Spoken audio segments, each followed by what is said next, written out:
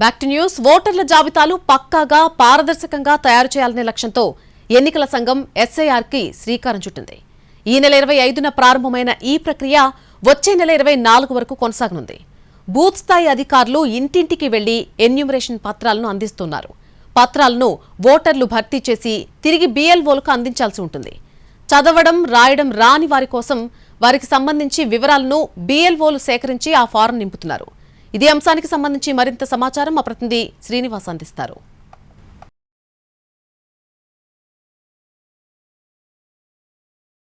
సంగారెడ్డి జిల్లాలో సర్ ప్రక్రియ ప్రారంభమైంది. ఈ నెల 25న ప్రారంభమైనటువంటి సర్ ప్రక్రియ వచ్చే నెల 24 వరకు అయితే కొనసాగుతుంది. ప్రస్తుతం మనతో సంగారెడ్డి మున్సిపల్ కమిషనర్ శ్రీనివాస్ రెడ్డి గారు ఉన్నారు. అసలు ఈ ప్రక్రియ ఎలా జరుగుతుంది, అసలు ఓటర్లు ఏ విధంగా సహకరిస్తున్నారు, ఓటర్ల నుంచి ఏమన్నా సమస్యలు వస్తున్నాయన్న విషయాలను వారిని అడిగి తెలుసుకునే ప్రయత్నం చేద్దాం. సార్, అసలు ఈ సర్ ప్రక్రియ ఏ విధంగా కొనసాగుతుంది సార్? ఇప్పటివరకు ఎంతమందికి ఫారాలు ఇచ్చారు?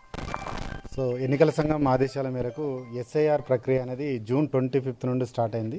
ఇది జూలై 25 వరకు మనకు కొనసాగుతుంది. జూలై 30 వరకు డ్రాఫ్ట్ నోటిఫికేషన్ అనేది పబ్లిష్ చేస్తూ ఉంటాం.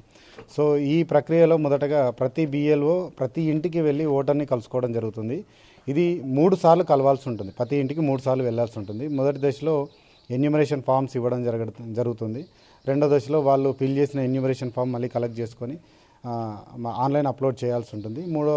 మూడో విడత విజిట్లో ఎవరైనా మిస్ అయిన ఇండ్లకు కూడా వెళ్ళేసి 100% ఎన్యూమరేషన్ ఫామ్స్ కూడా ఆన్లైన్ అయ్యే విధంగా ఓటర్స్ నుంచి అప్లికేషన్ అనేది తీసుకోవడం జరుగుతూ ఉంటుంది. ఈ ఎస్ఐఆర్ యొక్క ముఖ్య ఉద్దేశం ఏంటంటే ప్రతి జెన్యూన్ ఓటు కూడా ఎవరిది కూడా మిస్ కావద్దు అనేది దీని యొక్క ముఖ్య ఉద్దేశం. ప్రతి జెన్యూన్గా ఉండే ప్రతి ఓటు కూడా ఓటర్ లిస్ట్లో ఉంటుంది. ఎవరిదైనా ఓటు డబుల్ కానీ లేదంటే డూప్లికేట్ కానీ ఎవరైనా చనిపోయిన ఉంటే అట్లాంటి ఓట్స్ మాత్రమే తీసేయబడుతుంది. కానీ జెన్యూన్గా ఉండే ఓటు ఎవరిది కూడా తీసివేయడం జరగదు. సార్, చాలా వరకు కూడా క్షేత్రస్థాయిలో అంటే ఇప్పుడు చాలా వరకు కూడా నారాయణఖేడ్ లాంటి ప్రాంతాల్లో ఉన్నటువంటి గిరిజనులు కావచ్చు, కొంతమంది వలస కూలీలు కావచ్చు, వారంతా కూడా సంగారెడ్డిలో నివసిస్తున్నారు. వారికి ఓటకు ఎక్కువ శాతం కూడా వారికి ఇక్కడ కొంతమందికి ఉంటుంది, అక్కడ కొంతమందికి ఉంటుంది. చాలా వరకు కూడా గ్రామ పంచాయతీ ఎన్నికల్లో అక్కడికి వెళ్ళి ఓట్లు వేస్తారు, మున్సిపల్ ఎలక్షన్లో ఇక్కడ ఓట్లు వేస్తారు. అటువంటి ఓట్లు ఏవైతే ఉన్నాయో వాటిని మనకు గుర్తించే ప్రయత్నం చేశారా, లేకపోతే వారితో మాట్లాడే ప్రయత్నం చేశారా? వారు ఎక్కడ ఓటు నమోదు చేసుకునే అవకాశం ఉంది? ఇటువంటి సమస్యలు ఏమైనా మీ దృష్టికి వచ్చాయి సార్? సో సంగారెడ్డి అనేది ఎక్కువ మంది మైగ్రెంట్ పీపుల్స్ ఇక్కడ సెటిల్ అవ్వడం జరుగుతూ ఉంటుంది. వివిధ గ్రామీణ ప్రాంతాల పట్టణ ప్రాంతాల నుంచి వచ్చి కూడా విద్యా ఉపాధి వ్యాపార పరంగా కూడా ఇక్కడ వచ్చి సెటిల్ అవుతూ ఉంటారు. అట్లాంటి వాళ్ళకు వాళ్ళ యొక్క సొంత ఊళ్ళో ఓటు ఉంటుంది, అదేవిధంగా ఇక్కడ కూడా ఓటు తీసుకోవడం జరుగుతూ ఉంది. అట్లాంటి వాళ్ళకు ఆప్షన్ అనేది ఇవ్వడం జరుగుతుంది. ఈ సరికంటే ముందు మ్యాపింగ్ ప్రక్రియ అనేది చేశాము.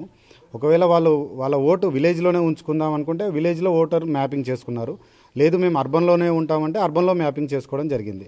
సో అట్లాంటి వాళ్ళ ఇష్టం మేరకు ఎక్కడైతే ఓటు ఉంటుందో అక్కడే మాత్రమే ఓటు ఉంచి మిగతా ఓటు అనేది తీసివేయడం జరుగుతుంది. ప్రతి ఒక్కరు కూడా ఈ సర్ ప్రక్రియలో పాల్గొని ఈ సర్ ప్రక్రియను మాత్రం విజయవంతం చేయాలని చెప్పి మాత్రం మున్సిపల్ కమిషనర్ శ్రీనివాస్ రెడ్డి అయితే చెప్తున్నారు. ఇది ఉమ్మడి మెదక్ జిల్లా కావచ్చు, అలాగే సంగారెడ్డి జిల్లాలో సర్ ప్రక్రియపై కొనసాగుతున్నటువంటి అప్డేట్. కెమెరామ్యాన్ రమేష్తో శ్రీనివాస్, NTV, సంగారెడ్డి జిల్లా నుంచి.